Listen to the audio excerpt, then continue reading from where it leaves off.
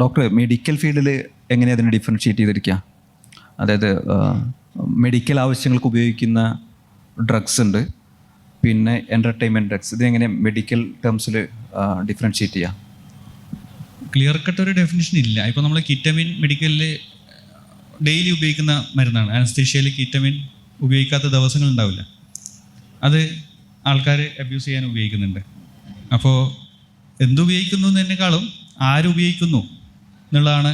അപ്പോൾ വിത്ത് prescription, under supervision ഒക്കെ അല്ലാതെ നമ്മൾ സൈക്കോ ആക്റ്റീവ് സബ്സ്റ്റൻസസ് യൂസ് ചെയ്യുമ്പോൾ ചില സബ്സ്റ്റൻസസ്, കുറച്ച് സബ്സ്റ്റൻസസ് മാത്രമേ പിന്നെ അബ്യൂസീവ് സബ്സ്റ്റൻസ് മെഡിക്കൽ ഇതിൽ ഉപയോഗിക്കുന്നുള്ളൂ.